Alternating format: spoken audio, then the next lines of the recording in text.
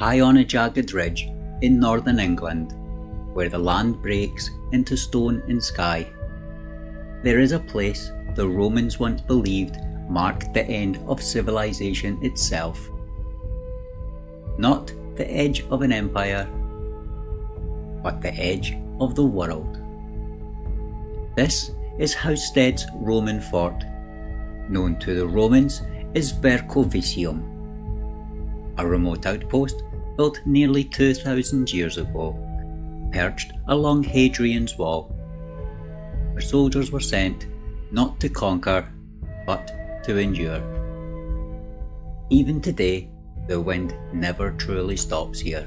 Visitors often describe an overwhelming sense of exposure, as though the land itself is watching them. Others speak of shadows moving where no one stands. And some claim that when the mist rolls in just right, you can hear the echo of Roman boots, marching along after the owners have turned to dust. This is the story of a fort at the edge of the world. By the early 2nd century, the Roman Empire stretched further than it ever had before. From the deserts of North Africa to the forests of Central Europe, Rome ruled through discipline, roads, and fear.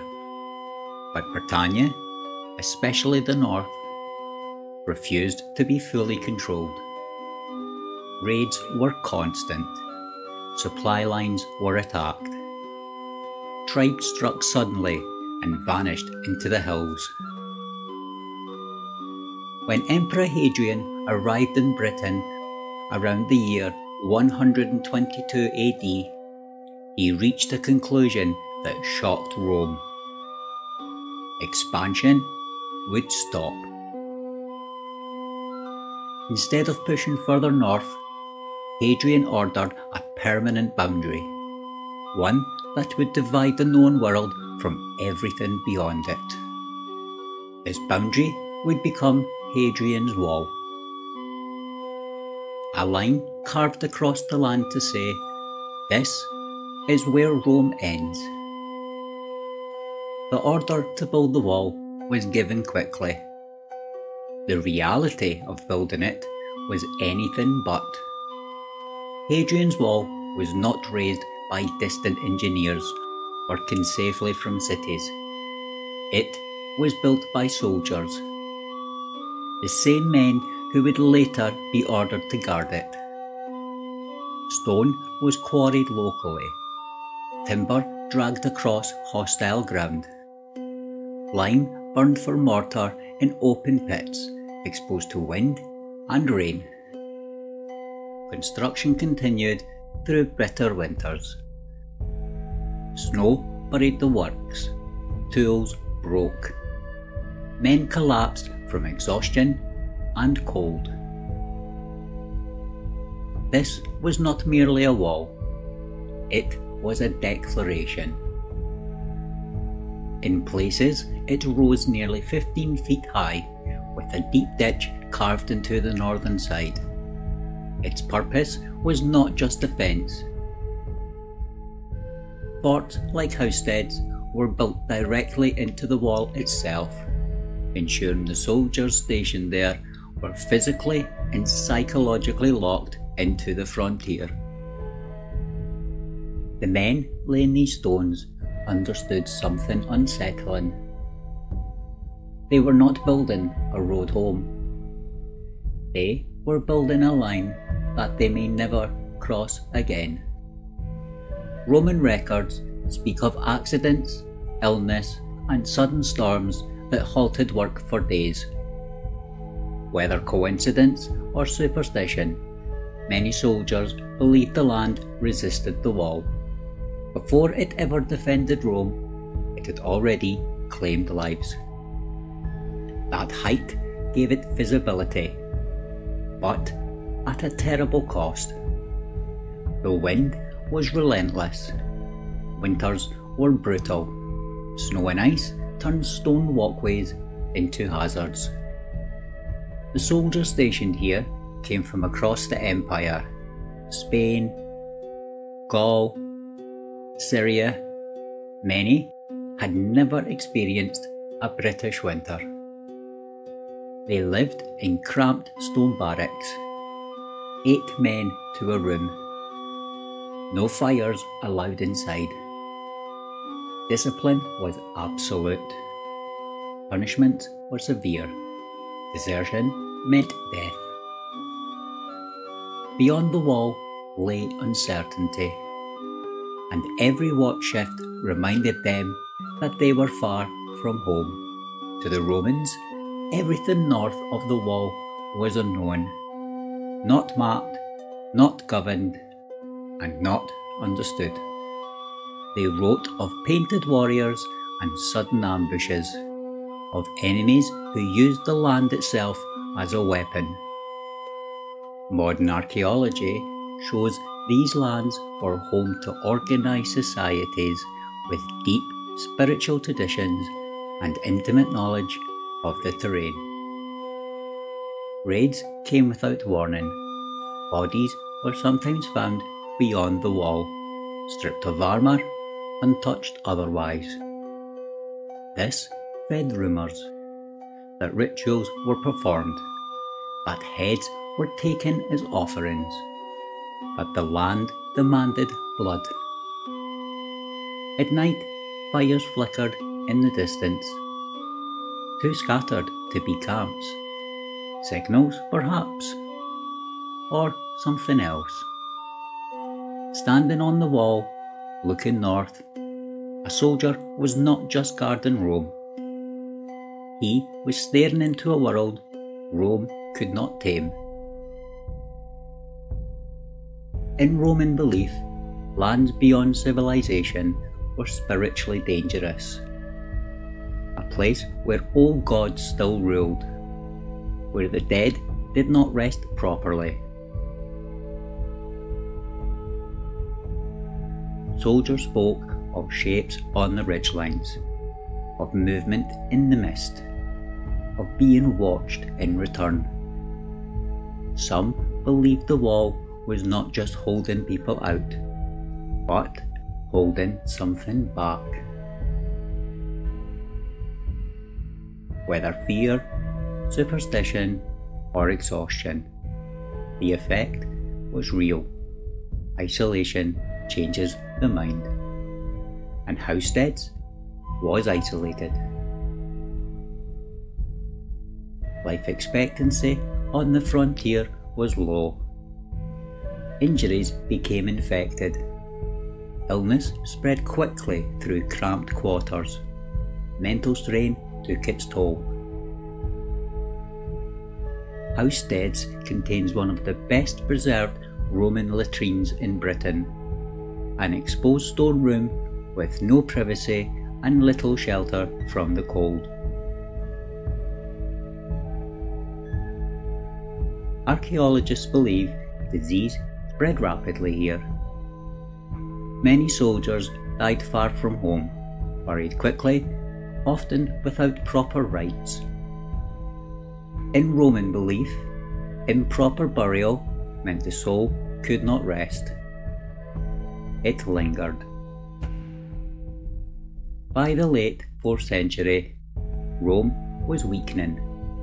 Legions were recalled, supplies stopped arriving, and pay ceased. Forts along the wall were gradually abandoned.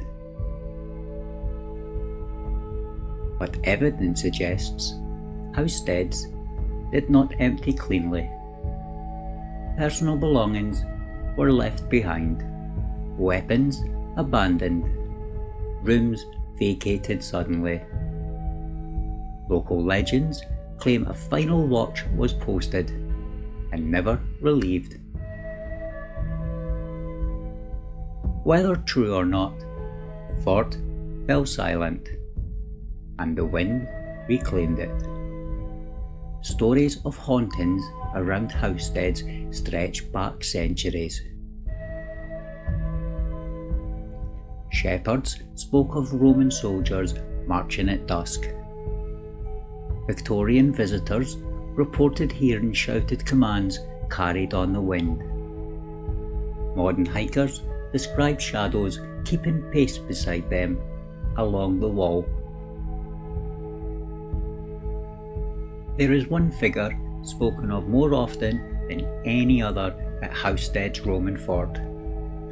Not a crowd, not marching legions, not shouting voices in the wind. Just one man. He is known simply as the Silent Sentinel. The earliest written accounts of him come from the shepherds and travellers in the late medieval period, long before ghost stories became entertainment.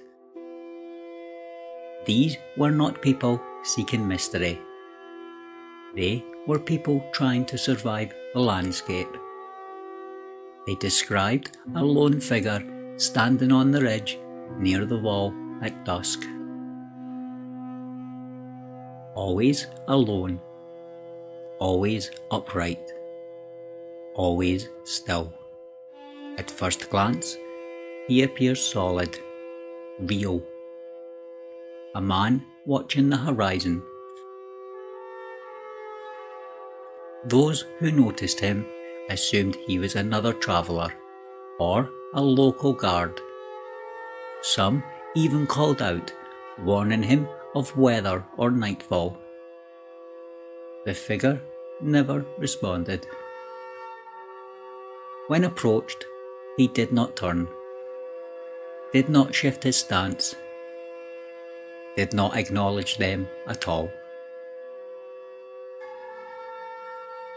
And then, without movement, without sound, he was simply no longer there. No footsteps, no retreat, no explanation. Victorian antiquarians visiting the fort in the 19th century recorded similar encounters. One described seeing a Roman soldier in outline only, as though cut from the dusk itself, standing exactly where a sentry post would once have been. Another claimed the figure vanished the moment the wall fell into shadow. What makes these sightings unsettling is not just the figure, but the consistency. The Sentinel is always reported alone, always silent, always watching north. Never wandering the ruins, never approaching the living, as though his duty allows for no deviation. Some believe the Silent Sentinel is an echo, a memory replayed by the landscape itself, a final watch imprinted into stone by centuries of vigilance. Others believe something more literal. Roman military discipline was absolute. Sentries were expected to hold their post no matter the cost. Falling asleep on watch was punishable by death. In times of crisis, punishments could be carried out immediately.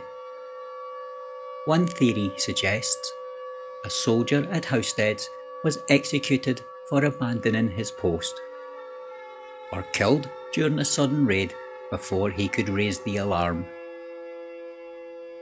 Denied proper burial, denied release from duty, condemned in death to continue watching the frontier. Local folklore takes this further. It claims the Sentinel does not appear randomly. He is seen most often in poor weather, mist, rain, or heavy wind. Conditions similar to those endured by Roman soldiers on watch. And always at twilight, that moment between day and night, between visibility and darkness, between safety and uncertainty. A liminal hour on a liminal wall. Those who have seen him describe an overwhelming sense of unease. Not fear exactly, but the feeling of being observed by something that has no interest in them. As if they are irrelevant. As if the Sentinel is watching something else entirely. Something beyond the wall. And perhaps that is the most disturbing possibility of all. That the Silent Sentinel is not guarding against the living, but still standing watch against whatever once lay beyond Rome's last boundary. Still waiting, still silent, still on duty. Because some orders once given are never truly rescinded. And some watches never end. Anthropologists describe Hadrian's Wall as a liminal structure, a threshold. Borders, edges and boundaries have always attracted stories of the supernatural. Housesteads was all three. A place of constant vigilance, of fear, of death without closure. If any place could hold on to echoes of the past, it would be this one. Today, Housesteads Roman Fort stands open to the sky. No roofs, no doors, and no guards. And yet, many visitors say the same thing. They do not feel alone. The wind still moves through the stones like breath. The wall still scars the land, and the silence feels attentive. Perhaps the soldiers who served here never truly left. Perhaps they are still watching the frontier long after the empire they served has fallen. Because some places do not forget, and some watches never end.